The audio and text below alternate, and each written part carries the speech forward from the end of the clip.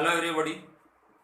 आज हम non coordinates में यू मेटाजोआ के डिवीजन बाइलेट्रिया के जो है सेक्शन एसिलोमेटा में फाइलम प्लेटीहेल्मिथीज को पढ़ेंगे। जैसा कि नाम से स्पष्ट है, प्लेटीहेल्मिथीज ये जंतु जो चप्टे होते हैं उन्हें हम प्लेटीहेल्मिथीज कहते हैं। जैसा नाम से स्पष्ट है कि ये प्लेट के समान या चप्टे प्रकार के होते हैं। ये एसिलोमेटा के अंदर आते हैं। तो इस फाइलम को प्लेटीहेल्मिथीज जो नाम देने वाले वैज्ञानिक थे वो थे गेगेनबोर, जिन्होंने 1859 के अंदर जो है इसको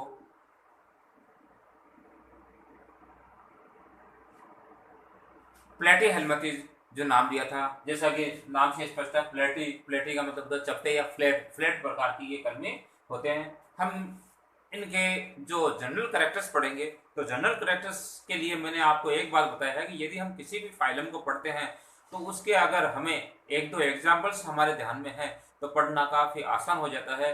तो हम यहाँ पर जब प्लेटीहेल्मिथीज को पढ़ेंगे तो इसके मुख्य रूप से जो एग्जाम्पल्स है या इसके जो है वो रिप्रेजेंटेटिव करने वाले जो एनिमल्स है उनके बारे में हमें ध्यान होना जरूरी है। तो देखिए, एक जो डायग्राम मैंने यहाँ बना रखा है वो है टीनिया सोलियम, जिसको सामान्यतः हम फीताकृमि के नाम से जानते हैं। तो इसके कैरेक्टर्स को अगर हम ध्यान में रखते हुए इसके कैरेक्टर्स को पढ़ेंगे तो काफ़ी आसान हो जाएगा याद करना। इसके अलावा हम कुछ एग्जाम्पल्स और देख लेते हैं। आपने नाम सुना होगा फेसुला हिफेटिका, जो जिसको हम लिवर फ्लू के नाम से जानते हैं। आपने नाम सुना होगा प्लेलेरिया। तो ये सारे हैं जो इसी फाइलम के जो मेंबर्स आ जाएंगे। हम यहाँ एक एक लक्षणों की बातचीत करते हैं। सबसे पहले जो कैरेक्टर्स हम दे रहे हैं, यानी हम ये कह सकते हैं हम कि ये भी एक निम्न कैटेगरी की जो है वो यूकैरियोटिक्स और बहुकोशिकीय प्रकार के प्राणी होते हैं। हम शुरुआत इसके लक्षणों की करते हैं आवास में, यानी ये किस प्रकार के आवास के अंदर पाए जाते हैं। तो यहाँ देखिए, हम आवास की बातचीत करते हैं तो इस सामान्यतः ये आवास में यानी ये अंतर परजीवी के रूप में, यानी पैरासाइट प्रकार के होते हैं अंतर परजीवी, या फिर हम ये कह सकते हैं मुक्त प्रकार के भी, कुछ मुक्त प्रकार के भी होते हैं, लेकिन सामान्यतः जो है वो परजीवी या अंतर परजीवी के रूप में पाए जाते हैं। कुछ जैसे प्लेनेरिया वगैरह है, टर्बेरिया में पढ़ेंगे तो ये कुछ मुक्त प्रकार के होते हैं। ये जीव जंतुओं की के शरीर के अंदर जो है वो परजीवी के रूप में रह करके अपना भोजन प्राप्त करते हैं। शारीरिक संगठन की हम बातचीत करते हैं तो अभी तक जो हमने पिछले में पढ़ा था कि टिनोफोरा के अंदर जो है वो उत्तक या टिश्यू स्तर का जो है वो शारीरिक संगठन पाया जाता है। लेकिन यहाँ हम देखते हैं कि यहाँ पर जो शारीरिक संगठन है अब बढ़ करके टिश्यूज इकट्ठा होकर के अंग या अंग तंत्र बना लेते हैं। तो ये अंग या अंग तंत्र प्रकार का इसके अंदर है वो शारीरिक संगठन पाया जाता है। नेक्स्ट हम बातचीत करते हैं सममिति या सिमेट्री की। तो ये किस प्रकार के होते हैं? ये द्विपार्श्व सममित होते हैं। द्विपार्श्व सममित, इसका मतलब ये हुआ कि यदि इन जंतुओं को हम किसी एक केंद्रीय अक्ष से अगर दो भागों में बांटना चाहे तो बिल्कुल दो इक्वल पार्ट जो है बनाए जा सकते हैं, लेकिन किसी एक अक्ष से लेकर के। फिर जननी के स्तर की हम बातचीत करते हैं तो जननी के स्तर के अंदर जो है ये ट्रिपल प्लास्टिक होते हैं, यानी त्रिस्तरीय प्रकार के होते हैं। त्रिस्तरीय जंतु यानी हमने देखा है कि मोस्टली जंतुओं के अंदर जो है वो एक्टोडर्म और एंडोडर्म यानी बाह्य स्तर और आंतरिक स्तर पाए जाते हैं, लेकिन इसके अंदर एक स्तर और बन जाता है स्पष्ट रूप से। यानी हम इसको इस प्रकार से देख सकते हैं, एक्टोडर्म, फिर अंदर वाली एंडोडर्म और इसके बीच में जो है वो मेजोडर्म। फिर नेक्स्ट जो पॉइंट आपके पास में गुहा, किस प्रकार की इसमें गुहा पाई जाती है? तो गुहा में हम देखते हैं कि ये अगुहीय प्राणी है। क्यों? क्योंकि हमने पढ़ा है कि ये चप्टे प्रकार के होते हैं। तो चप्टे प्रकार के हो जाने की वजह से दोनों स्तर जो होते हैं, यानी ये पृष्ठ सतह से और अधर सतह, दोनों सतह से जो चप्टे चिपके होते हैं तो इनके बीच में कोई खाली स्थान नहीं पाया जाता है। तो ये क्या होते हैं? अगुहीय या एसिलोमेट प्रकार के होते हैं। हमारी तरह कोक्लियर नहीं होते हैं। यानी एसिलोमेट का मतलब ये हो गया कि जैसे हमारे अंदर हम देखते हैं कि हमारे अंदर के अगर सारे ऑर्गन्स निकाले जाए तो हम खोखले हो जाते हैं। इसका मतलब हम किस प्रकार के हो गए? सिलोमेट प्रकार के हो गए। लेकिन इसमें प्लेटीहेल्मिंथेस में जो है वो इस प्रकार की कोई संरचना नहीं पाई जाती है, अंदर कोई फोकलिप में संरचना नहीं होती है, तो इसको हम क्या कहेंगे, एसिलोमेट कहेंगे। नेक्स्ट हम करते हैं इसकी शारीरिक रचना। शारीरिक रचना हम देखते हैं कि मोस्टली जो जंतु होते हैं वह अखंडित या कुछ खंडित प्रकार के भी होते हैं, यानी सेगमेंट और नॉन सेगमेंट्स, यानी खंडों में विभक्त। जैसे कई हमने यहाँ टीनिया सोलियम बनाया है, तो यहाँ पर हमें ये खंडों के रूप में विभक्त दिखाई दे रहा है। लेकिन हम प्लेनेरिया को अगर देखते हैं तो वो, या हम लिवर फ्लूक हैं, तो उसके अंदर किसी प्रकार का कोई जो है वो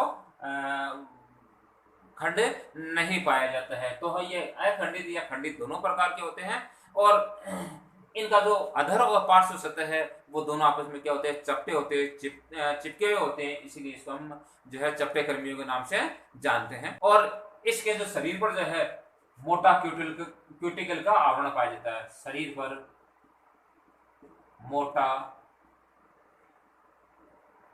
क्यूटिकल का आवरण पाया जाता है। अब ये बताइए क्यूटिकल के आवरण की क्या आवश्यकता होती है यहाँ पर, तो चूंकि ये अंतःपरजीवी होते हैं इसीलिए हम भोजन करते हैं, तो इसका पाचन हो सकता है।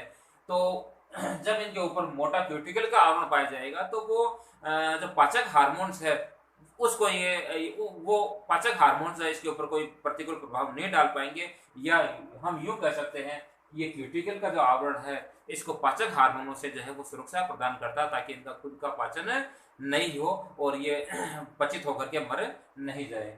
फिर नेक्स्ट तंत्र। अब हम यहाँ पर तंत्र की बातचीत करते हैं, तो तंत्र में हमने देखा है कि इसका जो शारीरिक संगठन है वो उत्तक से बढ़कर के अंग या अंगतंत्र स्तर का हो जाता है, यानी इसमें कुछ तंत्र बन जाते हैं, लेकिन फिर भी कुछ तंत्रों का इसमें पूर्ण रूप से अभाव होता है। जैसे इसके अंदर जो है कंकाल तंत्र,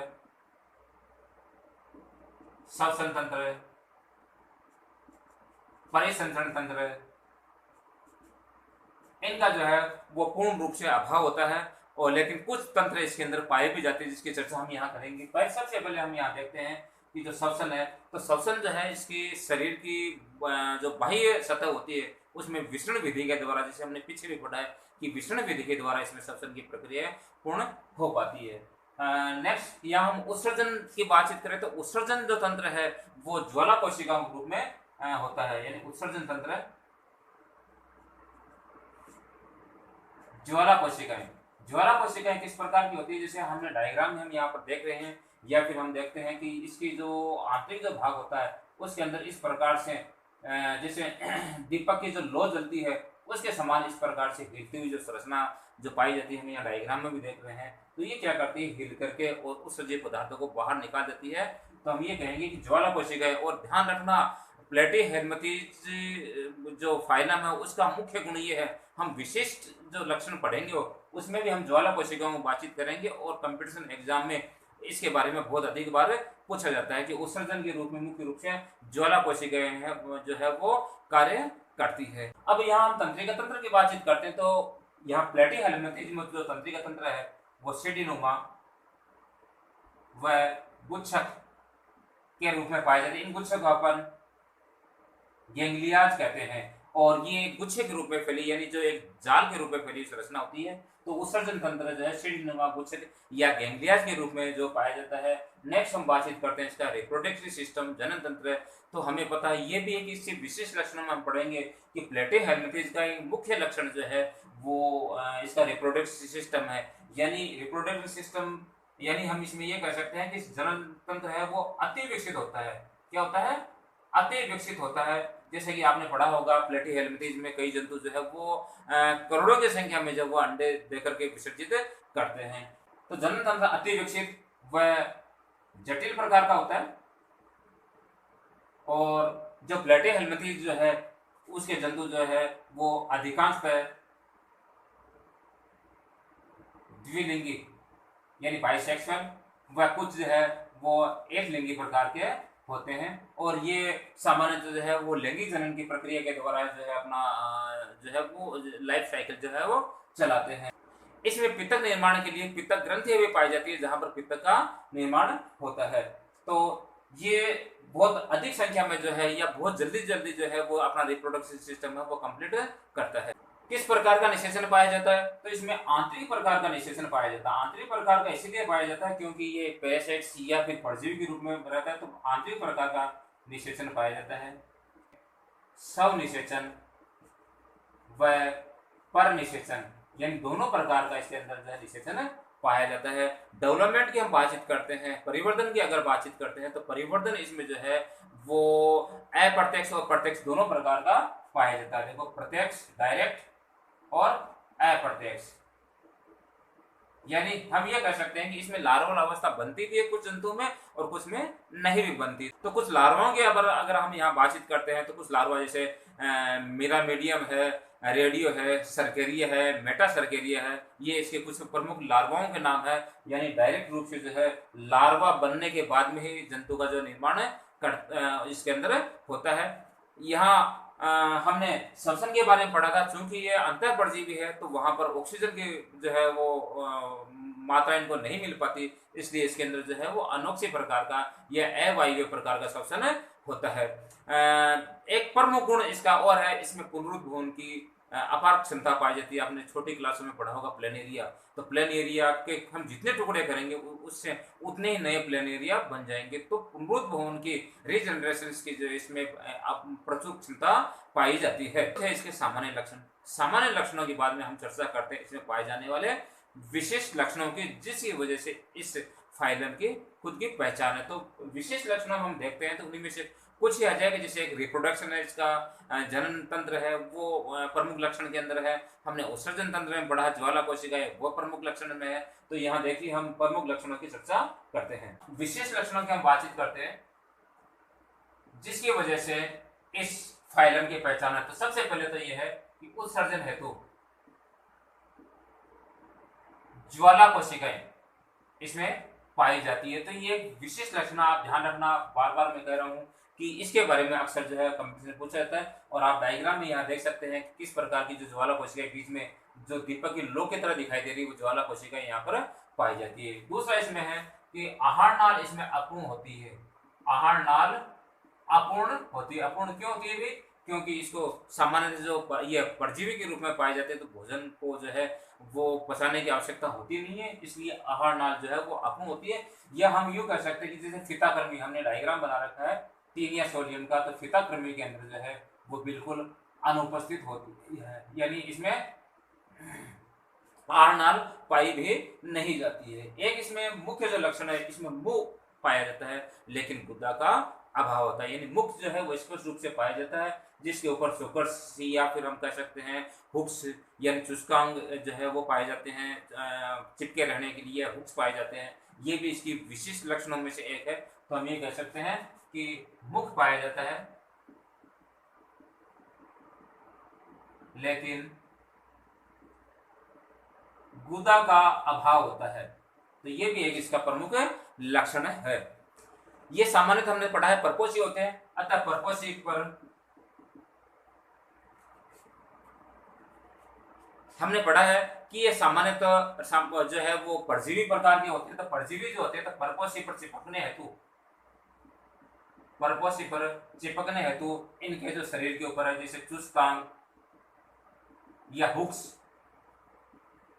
या फिर शुकर्स, इस प्रकार की संरचना पाई जाती है जो भोजन को चूस करके जो है अपना भोजन प्राप्त करती है, या फिर जो है हुक्स की मदद से ये शरीर के अंदर या आंत के ऊपर कहीं भी जो चिपके रहते हैं। तो हुक की वजह से क्या होता है कि इस प्रकार से अटके रहते हैं। तो आहार नाल में जब भोजन पच करके बाहर आता है, तो ये मल के साथ में बाहर नहीं आते, क्योंकि हुक की वजह से ये आंत के अंदर जो है चिपक जाते हैं। तो ये उसको वहां पर बनाए रखने के लिए जो काम में आते हैं। और चुस्कांग जो होते हैं वो चिपक करके आंत से या जहां भी चिपके रहते हैं वहां से ये भोजन जो प्राप्त करने का काम है करते हैं, वहां से भोजन चूसने का ये काम है करते रहते हैं। तो ये प्रमुख विशेषताएं इसमें है। एक इसमें जो ये इस फाइलम के जो जंतु है वो सामान्यतः उनका जीवन चक्र है वो 2 परपोषियों के अंदर जो है पूर्ण हो पाता है। तो जीवन चक्र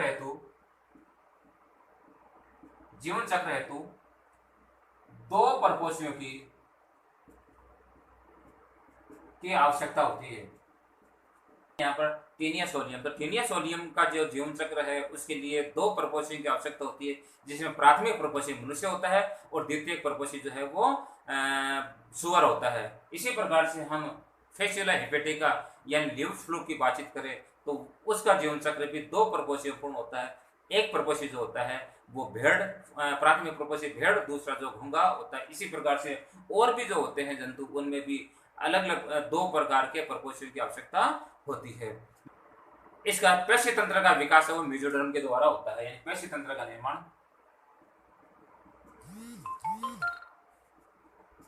मेसोडर्म द्वारा, मेसोडर्म के द्वारा जो इसका निर्माण होता है।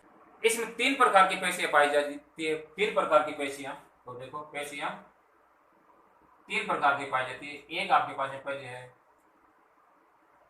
अनुदैर्ध्य प्रकार की पेशियां, दूसरी प्रकार के आपके पास में है वर्तुल पेशियां या वर्ताकार, इसको हम वृत्ताकार भी कर सकते हैं। तीसरे प्रकार की पेशी इसमें वो तिर्यक प्रकार की पेशी है, यानी ये तीन प्रकार की जो पेशी है इसके अंदर जो पाई जाती है। अब यहाँ जब हम किसी जंतु के कैरेक्टर लेते हैं तो यहाँ हमने जो टीनिया सोलियम बना रखा है, तो देखिए इसको तीन भागों में बांट सकते हैं। ऊपर का सबसे पहला जो भाग होता है वो आपके पास में यहाँ हेड दिखा रहता है। दूसरा जो भाग होता है वो इसकी यहाँ नीचे वाला पतला गर्दन या नेक होता है, और बाकी ये यहाँ से लेकर के यहाँ तक कई मीटर जो होता है वो हम ये कह सकते हैं कि इसका तीसरा भाग, जिसको हम स्ट्रोबिलिया के नाम से जानते थे, ये भाग इस प्रकार से। यहाँ हेड वाला जो भाग है इसको हमने बड़ा करके यहाँ इस प्रकार से दिखाया हुआ है, जहां पर देखिए ये जो मुख वाला भाग है इसके ऊपर ये बहुत सारे हुक्स के आपसे दिखाई दे रहे हैं, ठीक है। और ये यहाँ पर जो चुस्कांग की तरह चिपक करके रहते हैं, और ये सोकर्स वगैरह जो है वो चुस्कांग की तरह यानी भोजन प्राप्त करने के लिए जो जंतु की जो आहार नाल है या हम कह सकते हैं आंत है, उसके ऊपर जो है वो चिपके हुए रहते हैं। यहाँ हमने कहा था कि कुछ जंतु जो है वो अखंडित और कुछ खंडित प्रकार के होते हैं। तो यहाँ टीनिया सोलियम है, इसके अंदर शरीर पर आपको बहुत सारे खंड दिखाई दे रहे होंगे, तो ये आपके पास में हो गया खंडित। लेकिन हम फेसियोला की अगर बातचीत करते हैं, यहाँ पे देखिए फेसियोला का डायग्राम हम इस प्रकार से बनाते हैं, तो ये फेसियोला जो है ये अखंडित प्रकार का जो जंतु है। तो दोनों प्रकार ये खंडित और अखंडित प्रकार के होते हैं। एक ये प्रोटोस्टोमिया प्रकार के होते हैं, ये भी एक इसका प्रमुख लक्षण है प्रोटोस्टोमिया। प्रोटोस्टोमिया का मतलब ये होता है कि यहाँ पर जो मुख का जो निर्माण होता है, ऊपर वाला जो ये मुख बन रहा है, मुख का निर्माण ब्लास्टोपोर द्वारा होता है, ब्लास्टोपोर द्वारा होता है। रिप्रोडक्शन के बारे में हमने पढ़ा था, तो रिप्रोडक्शन में हमने पढ़ा था कि इसमें जो है ये जटिल व पूर्ण विकसित, और पूर्ण विकसित का मतलब ये होता है, इसका अर्थ आप ये देख सकते हैं अति विकसित प्रकार का जो है वो रिप्रोडक्शन इसमें यह जनन पाया जाता है, जिसकी वजह से ये अपनी संख्या में तेजी से वृद्धि कर पाते हैं। ये इसके सामान्य और विशेष प्रकार के लक्षण आ गए।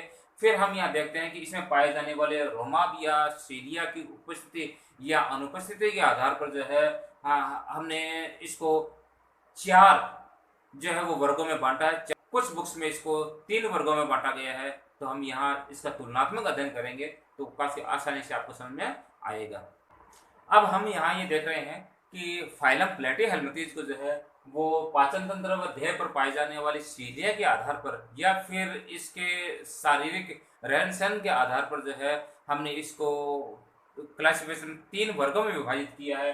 पहला वो वर्ग आपके पास में है वह ट्रबलेरिया, दूसरा आपके पास में है ट्रिमेटोडा, और तीसरा आपके पास में है सिस्टोडा। तो इस तीन प्रकार के जो वर्ग हमने यहाँ लिखे।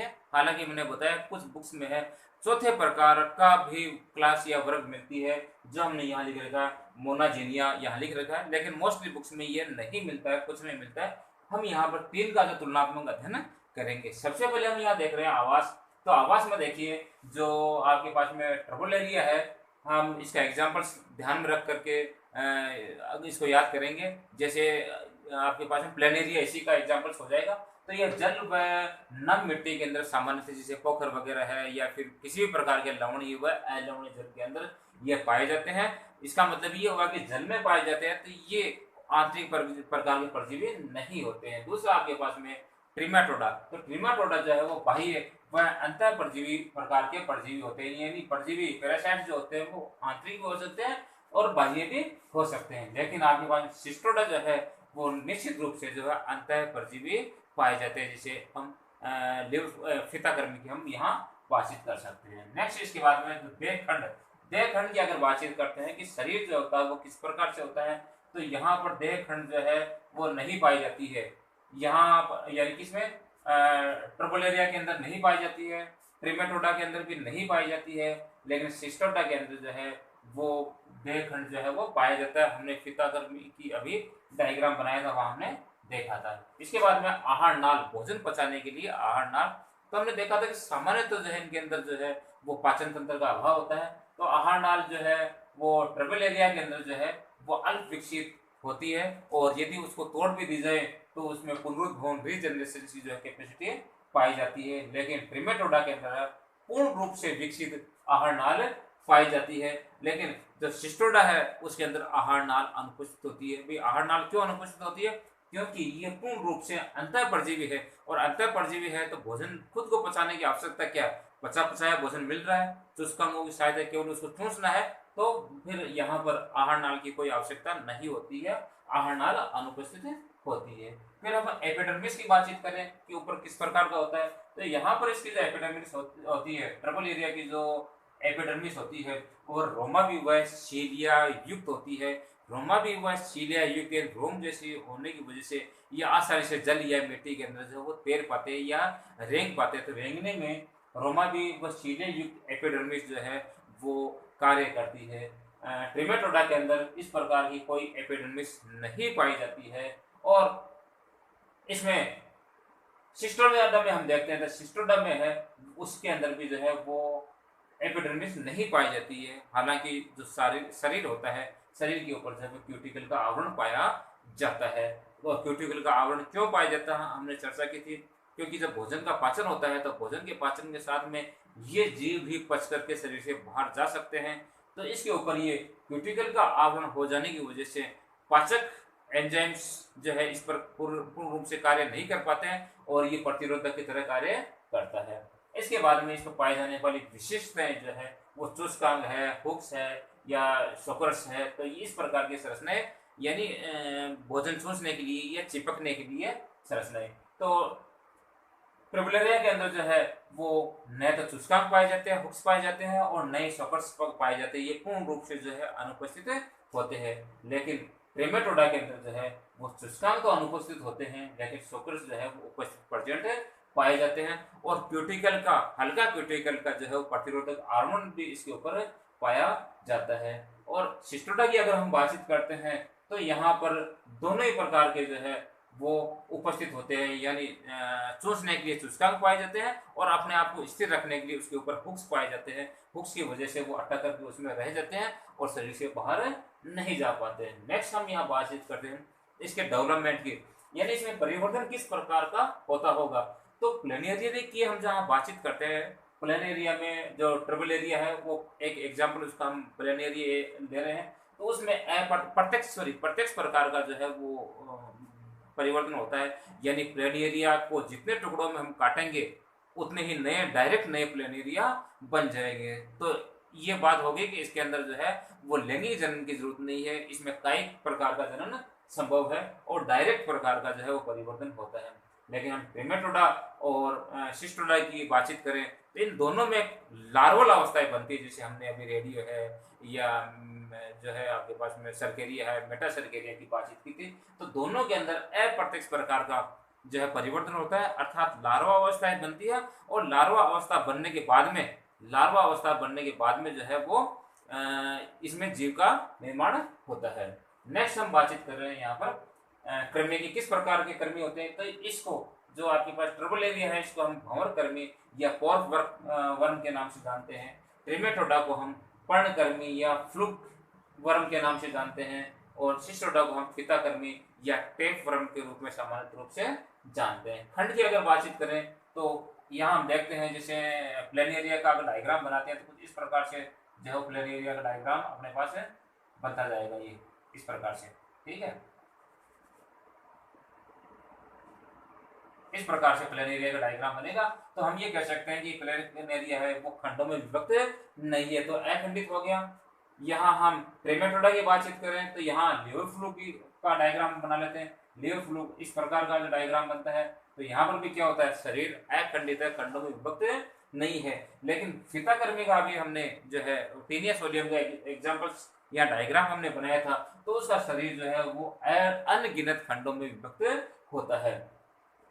इसके अगर हम एग्जाम्पल्स के रूप में देखें तो ट्रिपल एरिया की जो एग्जाम्पल्स है, प्लेन एरिया जिसको हम डुगेसिया भी कहते हैं, ये देखिए इसका एग्जाम्पल्स है, ये इसका प्रतिनिधित्व करता है और मोस्टली जो है इसमें पुनरुत्त भवन की जो अपार क्षमता पाई जाती है। इसके अलावा है नोटोप्लाना है या ओप्लाना है, इसके अन्य एग्जाम्पल्स के रूप में आ जाते हैं।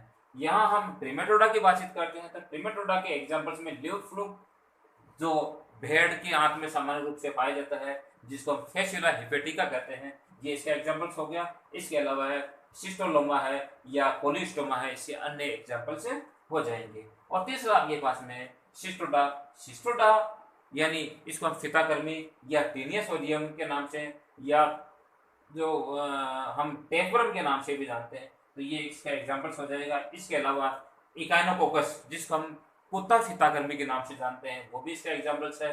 यहाँ नेक्स्ट एग्जाम्पल्स है हाइमेनोलिप्स, जो मनुष्य की आंत के अंदर जो है परजीवी के रूप में पाया जाता है।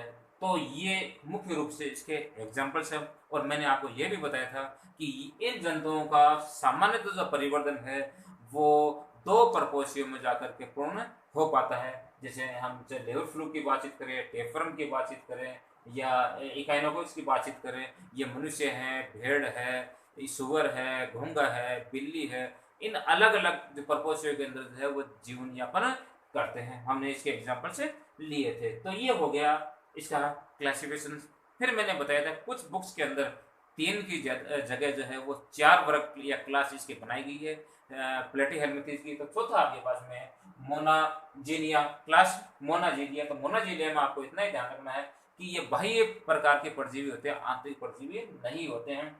पाचन तंत्र इसके अंदर जो उपस्थित होता है, क्यों होता है? क्योंकि बाह्य परजीवी है तो भोजन तो खुद को ही पचाना पड़ेगा, आंतरिक होता तो पचा पचाया भोजन मिल जाता है। इसमें भी चिपकने के लिए और भोजन चूसने के लिए हुक व चुस्काम जो उपस्थित होते हैं। और एग्जाम्पल्स में अगर यहाँ हम देखें तो एंटोब्लेडा है, गायरोनोकोलेटाई है, इस प्रकार के जो है इसके एग्जाम्पल्स है। अंत में हम पढ़ते हैं इसका इकोनॉमिकल इम्पोर्टेंस यानी आर्थिक महत्व। तो आर्थिक महत्व में हम देखते हैं कि ये मोस्टली जो है वो रोग फैलाने वाले जंतु होते हैं। ये मनुष्य के अंदर है या अन्य जंतुओं के अंदर, जैसे भेड़ है, सुअर है या भैंस है, उसके अंदर जो है वो विभिन्न प्रकार के जो रोग फैलाने का काम करते हैं। मनुष्य में हम देखते हैं जैसे पेचिस वगैरह हो जाता है, दस्त वगैरह का लगना है या अन्य प्रकार के कई जो परजीवी के रूप में रहकर के ये रोग फैलाते हैं। तो यहाँ आप चार्ट में देख सकते हैं कि चार्ट में कि कौन कौन से जो जीवों के द्वारा प्लेटीहेल्मिंथेस के कौन कौन से जीवों के द्वारा कौन कौन से रोग फैलते हैं और इसका प्राथमिक और द्वितीयक प्रकोष्ठी कौन कौन सा है। तो यहाँ हम इसको पढ़ा करके नहीं बल्कि आप चार्ट के माध्यम से यहाँ पर देख करके इसको समझ सकते हैं। आशा करता हूँ आज प्लेटीहेल्मिंथेस, फाइलम प्लेटीहेल्मिंथेस हमने पढ़ा है, समझ में आया होगा। और यदि आप इसका तुलनात्मक अध्ययन करेंगे तो मेरे ख्याल से ज़्यादा अच्छी तरह से समझ में आ पाएगा। धन्यवाद।